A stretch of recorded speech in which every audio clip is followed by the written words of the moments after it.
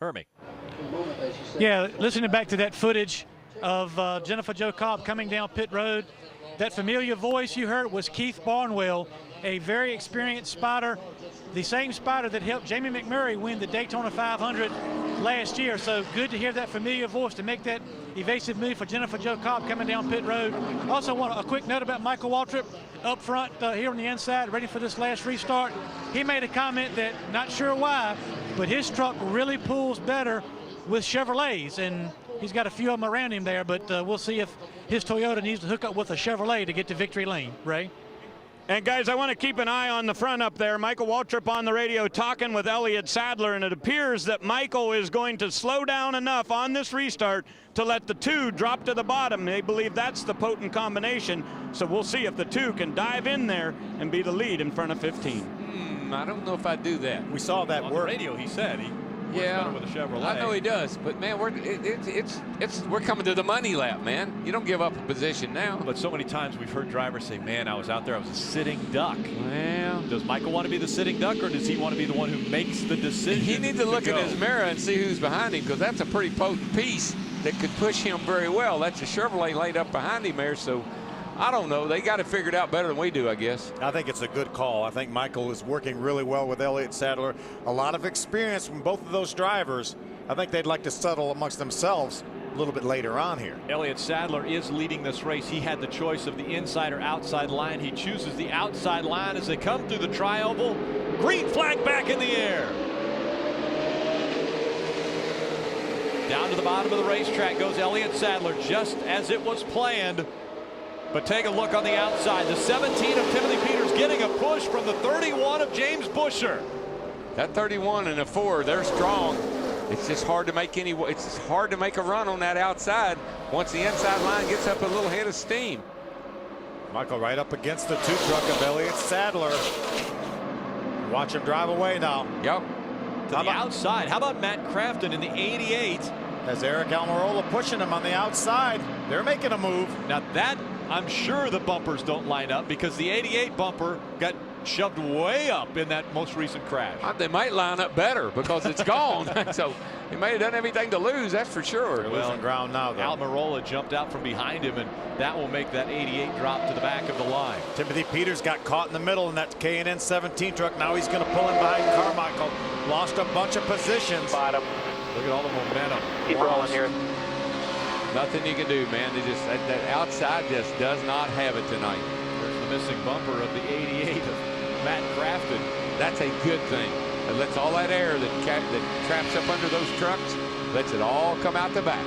How about Jeffrey Earnhardt? Absolutely. What a great job he's done in the Fuel Doctor Chevrolet. Right now running up on the lead lap. This time by, it will be the final 10 laps from the season opener from Daytona International Speedway. And look at the 31 and the 4. They just continue to go to the back. Led the first 55 laps of this race. Now he's going to have a little bit of momentum, but we haven't seen it from the outside. We haven't seen them gain that many positions.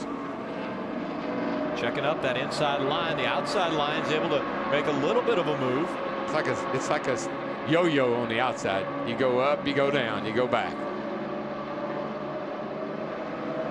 How about Cole Witt right now running in the 5th spot? Did not qualify with his Turn 1 Motorsports team. Jumped in Shane Sieg's number 93 truck. Right now running up in the top 5 after starting at the very back. Well, remember, in his other truck, his Red Bull truck, he was the fastest truck in practice. Of course, he was drafting, but he had a fast truck, and apparently he can get around here pretty good.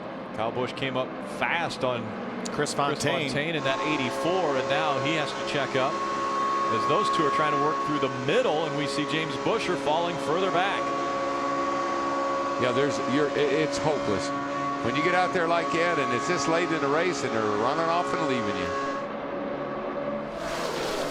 Justin Lofton on the high side of the racetrack trying to stay out of the way as the field makes its way by him.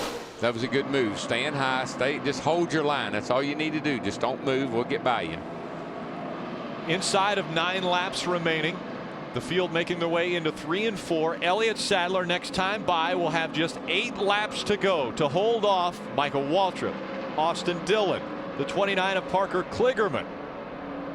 I think Michael's going to be going to be satisfied just to sit right there until the very last lap. Will he wait till the backstretch on the last lap or coming off forward, DW? I think he and the 3 truck are trying to figure out what they're going to do, if they're going to do something. That inside line hugging the yellow line. Remember, that's a Chevrolet in the lead with Elliott Sadler. That's KHI truck. Michael's a Toyota, and the 3 truck is an RCR Chevrolet. But remember, same engines, ECR engines for both those teams. You think if Michael pulls out, the 3's going to let him go and jump in with the 2? That's what I think. I think that's the whole key to this deal here. Is the 3 going to go with Michael if he decides to go? But Phil, there is some irony in this whole setup. There's Michael in the 15. You got Dylan in the 3. It's February the 18th. Oh, yes. Yep. 10 years ago. 10 years ago today. The 84 of Chris Fontaine, right in front of the 18 of Kyle Busch. Looks like a little steam maybe coming out of the 18 of Kyle Busch. How about Todd Bodine with all the damage to his truck? He got the lucky dog just a few moments ago, and right now being shown up in the top 10. That's what would make you mad. If you're sitting out there and you haven't been in any wreck, you hadn't had any trouble, and people that look like this cat right here go driving by you. That will make you a little... line work, guys. Here comes Chris Fontaine with Kyle Busch behind him.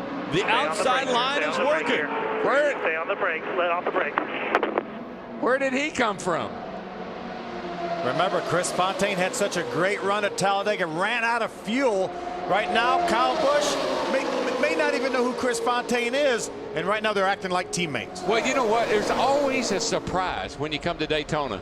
In every race, there's somebody that shows up that you just don't expect. And right now, he happens to be driving truck number 84. One of the things, and we only have 6 laps, less than 6 laps to go. I'm seeing steam come out of the 18 of Kyle Busch. He is tucked in behind that 84. Krista? Kyle hasn't said anything about a potential overheating problem, but he does know who Chris Fontaine is. He knew he was going to match up with him in these closing laps once the field shuffled out, where that was his only hope. But he did say he wasn't sure if he trusted him. He wasn't sure if he should be pushing or being up front, because he didn't know how the spotters would work. How about this? Chris Fontaine in front of the field at Daytona International Speedway. He's got his hands full with Kyle Busch shoving from behind. Kyle Busch will blow up. He's going to blow that thing up, but he is not going to get out behind him. More steam coming out of that 18 truck. Kyle Busch tries to cheat to the outside to get some air. You heard him say, got to get down. He has full truck ahead. That's going to hurt the performance of that 18. That when that thing gets so hot and it finally loses enough water, it'll hurt the performance of it. It'll start to detonate. So give me some air, and you still see the steam rolling out at the base of the windshield of the 18 of Kyle Busch. Is he going to get shuffled out of the way? Here comes the 31 of James Buescher up the middle. I don't know if there's any room, but they're there. Trouble. They go. Problems as they go through the triangle. Austin Dillon is caught up in it. The 31 of Buescher's caught up in it. That's the rest of the field. They're right all there. in it. That's They're all done. in it. There's only 2 guys left running.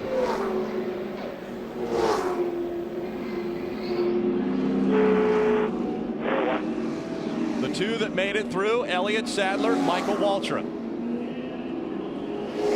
Take a look at the cars, trucks that are still under their own power. Elliott Sadler, Michael Waltrip, Miguel Paludo.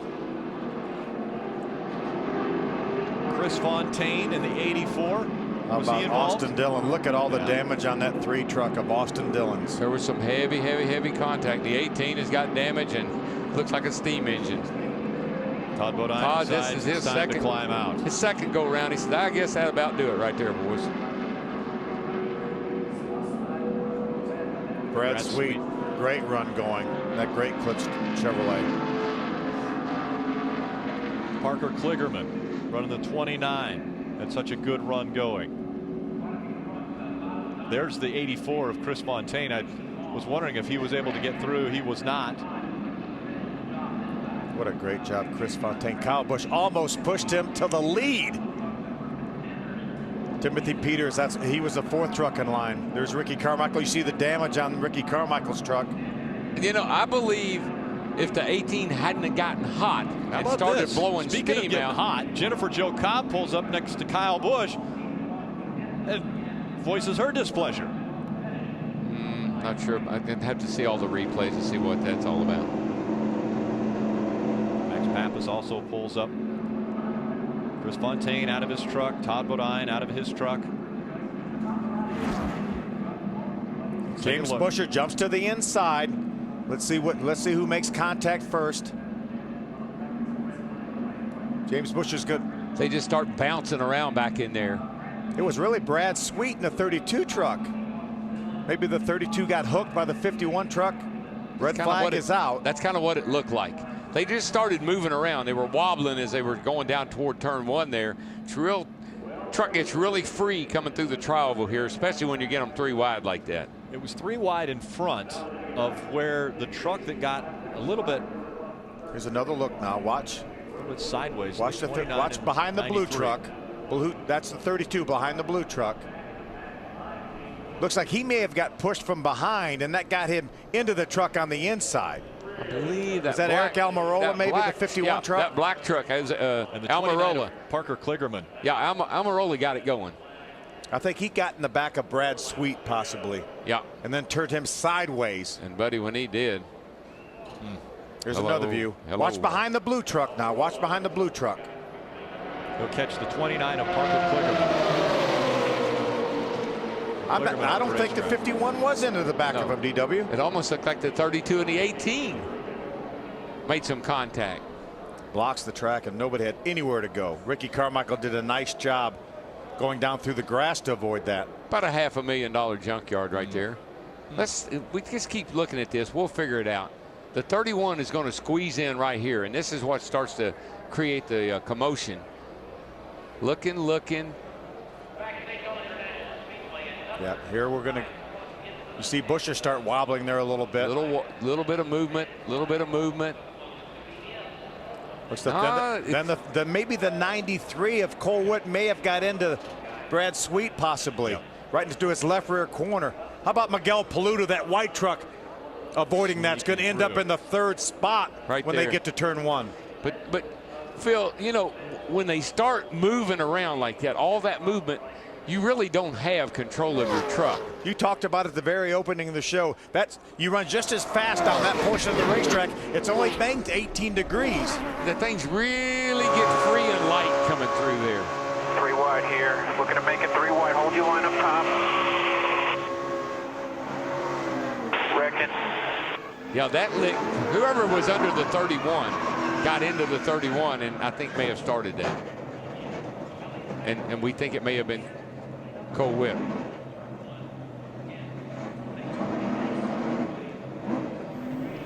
There's Timothy Peters. He's going to be another one of the guys, the fortunate ones that gets through this. If you can get through this, you're Houdini. That's all I know. Look at this. How are you going to get through here?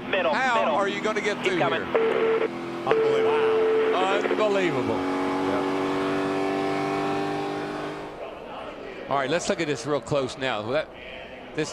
These guys right here, and maybe this is where it came from.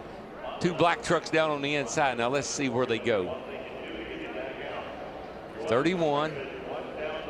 He squeezes the 29 down a little bit. There's the 32.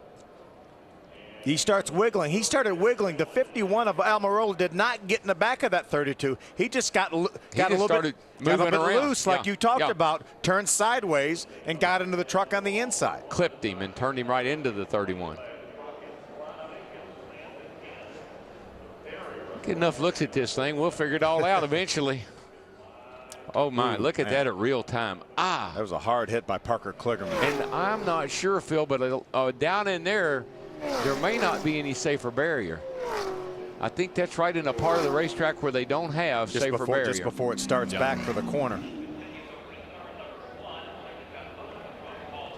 Yeah, they had just gone through the There's the start-finish line right there. Just past that. Now there was some safer barrier there. They caught some of it right at the end of the safer barrier. Yeah. You can see, if you look on the outside, you'll see those blocks of styrofoam. Yeah.